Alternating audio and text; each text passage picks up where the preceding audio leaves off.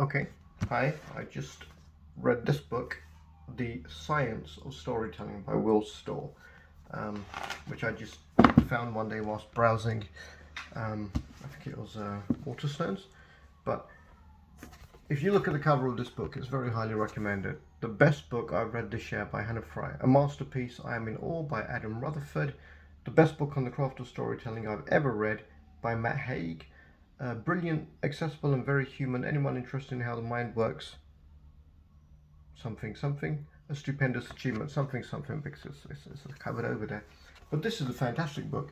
If you like literature, if you like stories, or even if you just like having conversations with people, it's really, really interesting. I didn't realize there are courses on, I mean, how didn't I realize that? No, stupidity. There are courses on storytelling, there are courses on creative writing. Of course there are. But you know, you just forget about these things. This guy has worked as a ghostwriter for so many people. He's obviously a brilliant writer. I mean, if you read this book, it's a great read, but it's really, really great because he talks about the 5-act structure and where it came from, and why he thinks it works. And it does work, but it doesn't always work, and there are great stories that work regardless of not following that. And one of the things he hones in on is great stories are actually about character development. If the character isn't going through something, if the character isn't questioning their beliefs and deciding who they're going to become, and these some very fascinating other questions in there, then you've got no story. You can have a great setting, you can have a great plot, but if the characters are, empty, it's nothing. And this is something I've always thought, that regardless of what you're reading, regardless of what happens in the story, if you don't first identify with or feel empathy for or want to understand the character, it's rubbish. You don't care. It could be the greatest story, it could be the most violent story. Oh look, he had his arms twisted off and his throat cut, but yeah, I didn't give a damn about him anyway, so you're not affected by it.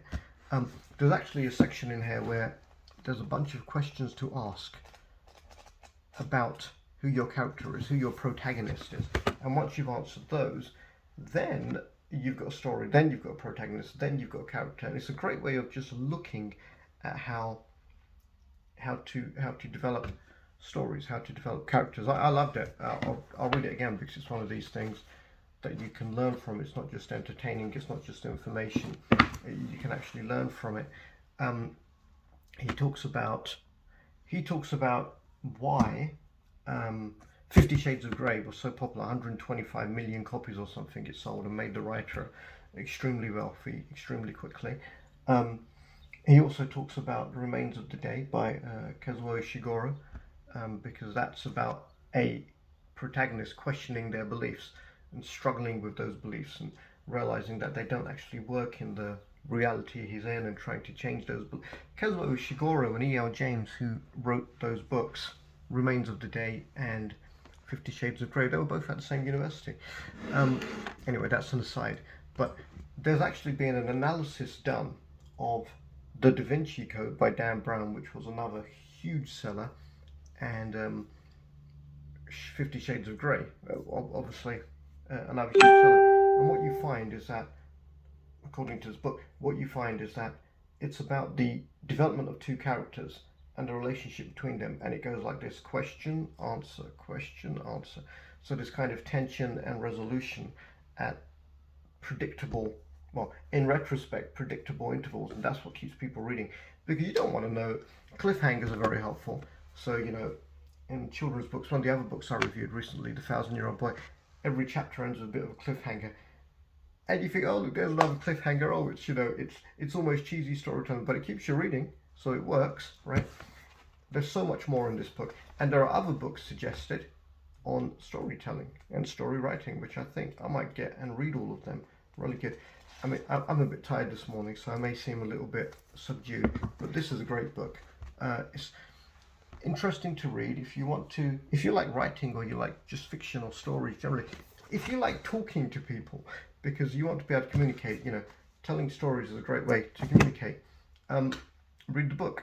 It's lucid and original, according to the New Statesman. But fantastic book. I will definitely read it again. I suggest you read it.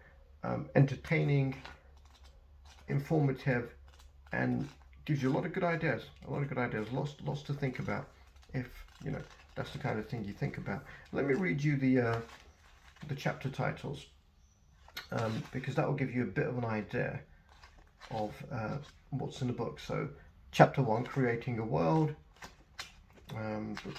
Chapter 2, The Flawed Self. So this is about the character. Who am I? Who am I going to be? Who am I going to become? The next bit, the dramatic question, chapter 3. Chapter 4, see, you wait until you get to chapter 4 to even bother looking at plots, endings and meaning. The character is the most important thing. There's lots of famous stories mentioned in here, lots of famous plots, and he even gives you in here an approach to developing a character and writing a story, which would be great fun. You could read the book and then just go through that chapter and give it a go and see what you come up with. Maybe you'll write a bestseller, and then if you wrote it because you heard this and you read this, then I want a check for 5%, 50%. But really good book. For general readers, 7 out of 10. For anybody interested in stories, plots, fiction, creative writing, effective communication, anything like that, 10 out of 10. Definitely recommended. All right.